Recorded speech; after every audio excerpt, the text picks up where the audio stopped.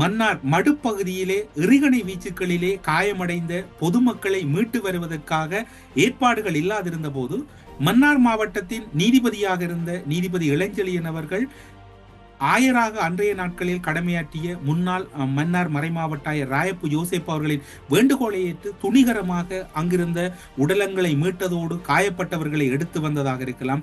வடக்கு கிழக்கிலே பல பேசப்பட்ட வித்தியா விவகாரத்திலே தீர்ப்பெழுதியதில் 3 நீதிபதிகள் முக்கியம் வருகின்றார்கள். அதில் ஒருவராக பங்கெடுத்ததாக இருக்கலாம். இவ்வாறு வடக்கு கிழக்கில் நீதிபதி இளஞ்செழியன் தொடர்பில் பல முக்கியமான வழக்குகள் தீர்ப்புகள் எல்லாம் இருக்கின்றன. இந்த அடிப்படையிலும் அந்த மேல்முறையீட்டு நீதிமன்ற நீதிபதிகள் சங்கத்தின் சார்பில் பரிந்துரைகள் செய்யப்படுகிறது.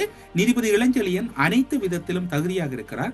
இப்போது இருக்கக்கூடிய அந்த கோப்பின் அடிப்படையில் முன்னிலையில் இருக்கக்கூடியவர், அவரை நியமியுங்கள் என்கின்ற கோரிக்கை முன்வைக்கப்பட்டதாக அன்றைய காலப்பகுதியிலே பேசப்பட்டது. அதன் பின்னர் நீதிபதி இளஞ்செழியன் அவர்கள் பிரித்தானியாவிலே கூறுகின்றார், அவர் ஜனாதிபதி அவர்கள் நின்றெடுத்த புகைப்படங்கள் அல்லது அவரோடு அளவுலாவி கொண்ட புகைப்படங்கள் எல்லாம் இருக்கிறது என்கின்ற கருத்துக்கள் கூறப்படுகின்றன. இது நீதிபதி இளஞ்செழியன் அவர்களால் கூறப்பட்டது.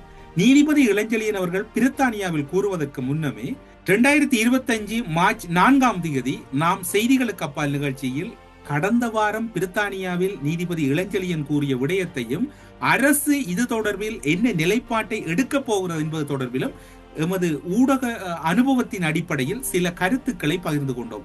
அதன் அடிப்படையில் எமது கருத்தின் அடிப்படையில் நீதிபதி இளஞ்செழியனை நியமிக்க சந்தர்ப்பம் கிடைக்கவில்லை, ஆனால் அவர் நல்லவர் என அரசு ஒருவேளை கூறலாம் என்று நாம் அன்று கூறினோம். நீதிபதி இளஞ்செழியன் மேன்முறையீட்டு நீதிமன்ற நீதிபதியாவதற்கான அனைத்து தகுதிகளோடும் இருந்தார். நியமனத்திலிருந்து அவருடைய பெயர் சூட்சுமமாக அல்லது திட்டமிடப்பட்ட வகையில் அனுர அரசால் நீக்கப்பட்டிருக்கின்றது அல்லது தவிர்க்கப்பட்டிருக்கிறது என்று பேசப்படுகிறது. இவை தொடர்பில் தான் இன்றைய நாளில் நாங்கள் பார்ப்பது உசிதமாக இருக்கும் என்று நினைக்கின்றோம். 12/1/2025 ஆண்டில் குறிப்பாக 4 மேன்முறையீட்டு நீதிமன்ற நீதிபதிகளுக்கான பதவி வெற்றிடங்கள் ஏற்படுகின்றன. அது குறிப்பாக 50 நாட்களின் பின்னர் அனைத்து தகுதிகளோடும் இருந்த நீதிபதி இளஞ்செழியன் அவர்கள் அதில் நியமிக்கப்படுவார் என்று எல்லோரும் எதிர்பார்த்தார்கள். ஏனென்று சொன்னால் அனைத்து தகுதிகளோடும் தான் அவர் இருந்தார்.